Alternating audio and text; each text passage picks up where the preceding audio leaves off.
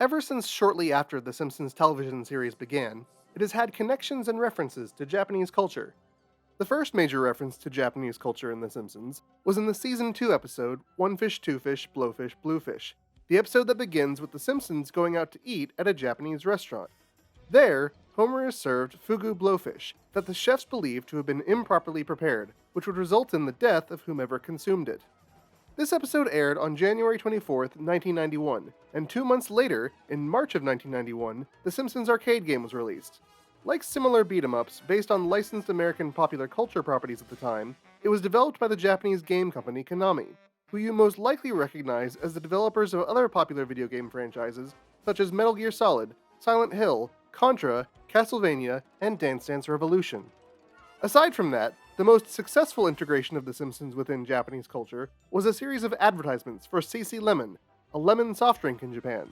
I guess because lemons are yellow, The Simpsons are yellow, it fits.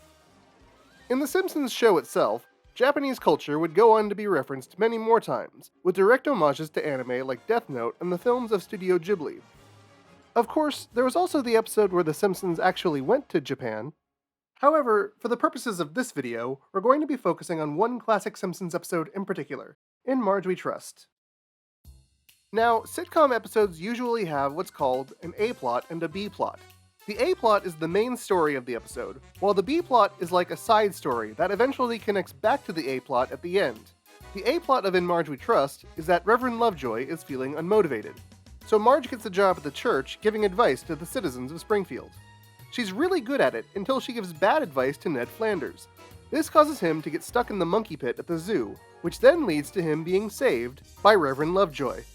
It's a fairly unremarkable A-plot, which makes this a rare example of a sitcom episode in which the A-plot is overshadowed by a superior B-plot. The B-plot of the episode starts out with Homer, Bart, and Lisa going to the dump to drop off their old Christmas tree.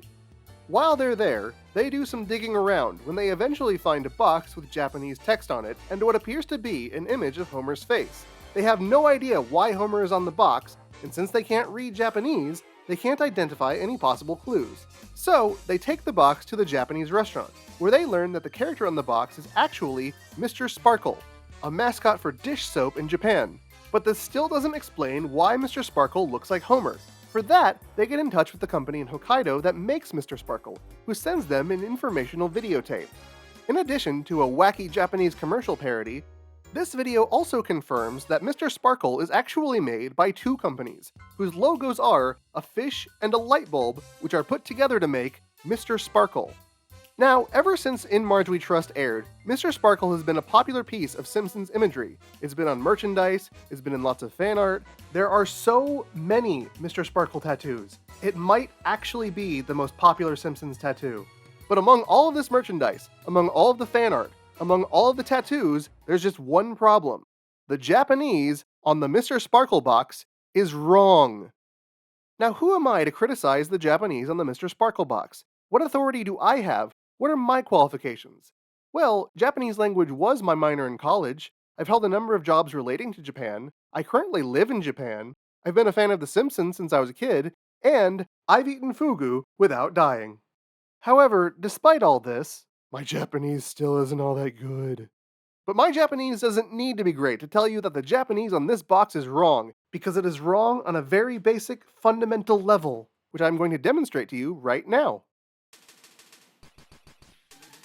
So Japanese writing has three character sets, right? The most infamous among native speakers of Western languages is kanji. Kanji comes from Chinese. It has around 50,000 characters, but most Japanese high school graduates know roughly 3,000. Each kanji represents a specific word or concept that can have different pronunciations depending on context, and these pronunciations can be composed of one syllable or multiple syllables. Compare that to Western languages, which have around 20 or 30 characters, the lowercase versions of those characters, and a few variations on those characters. And while those characters can be pronounced in different ways depending on context, they only represent the sounds to make words, rather than the words and concepts themselves. But then, what are the syllables that make up kanji based on? Those are going to be based on hiragana, the phonetic building blocks of the Japanese language. Hiragana characters represent the syllables that Japanese words are made of, so each sound is represented by one character. Most syllables consist of a consonant sound paired with a vowel sound on its own, and the consonant sound on its own. With a few exceptions, these are used almost exclusively for Japanese words. So this kanji here is represented by these two hiragana characters. These are ho and n, so they make up the word hon, which means book. This kanji here is represented by these three hiragana characters, ku, ru, and ma. The word kuruma means car. This kanji here is nichi, which means day.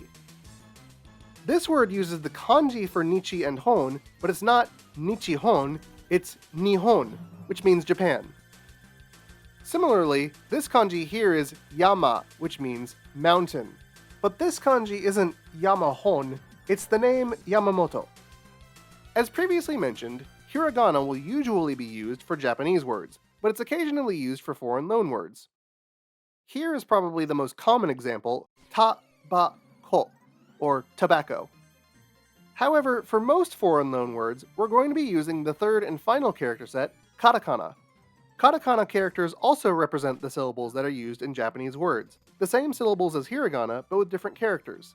They're primarily used to transliterate foreign words to Japanese pronunciation, without the use of sounds that are rare or non-existent in Japanese, such as L, V, or TH.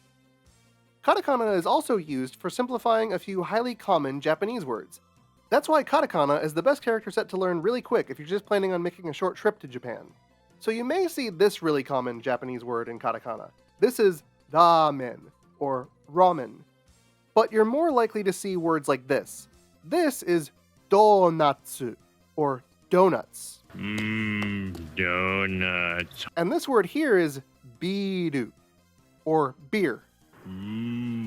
Beer. So let's go back to the Mr. Sparkle box. You may notice that this box has no kanji.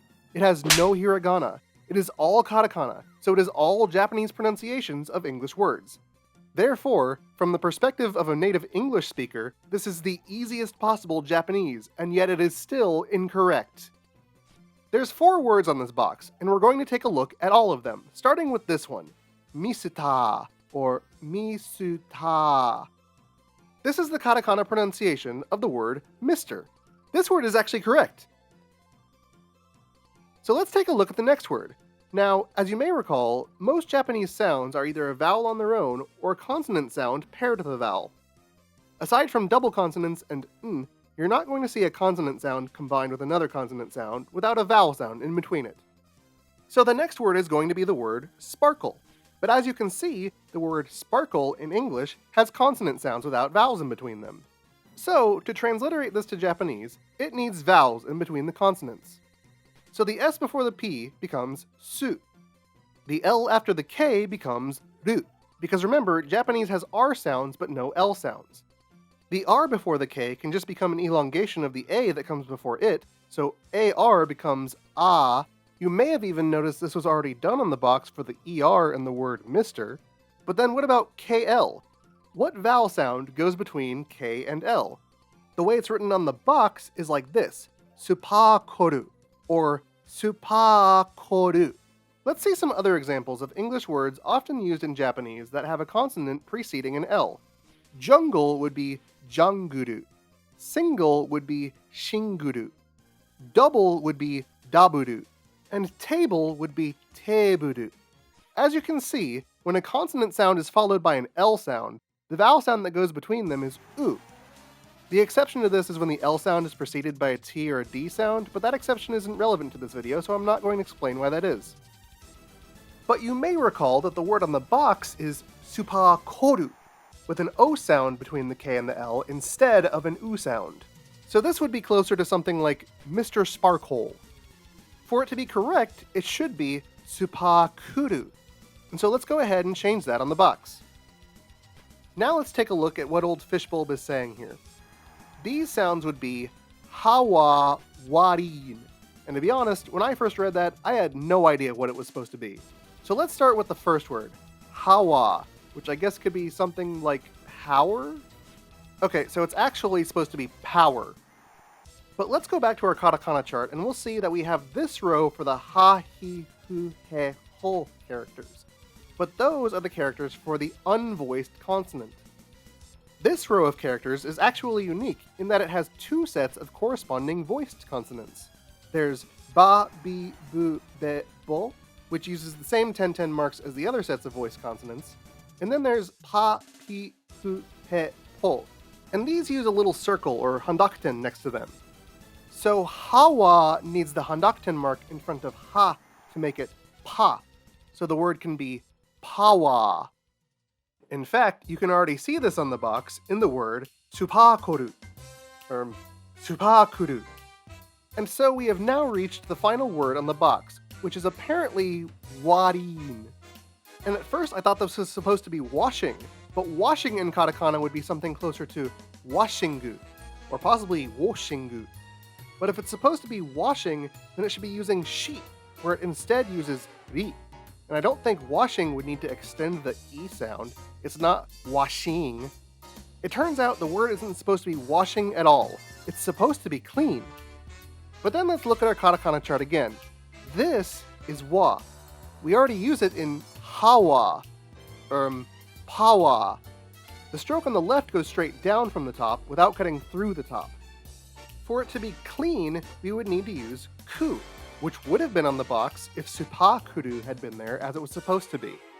So here is kurin with ku instead of wa, and here is our final corrected Mr. Sparkle box. Misuta supakuru, power clean, or Mr. Sparkle, power clean. Boy, I really hope somebody got fired for that blunder.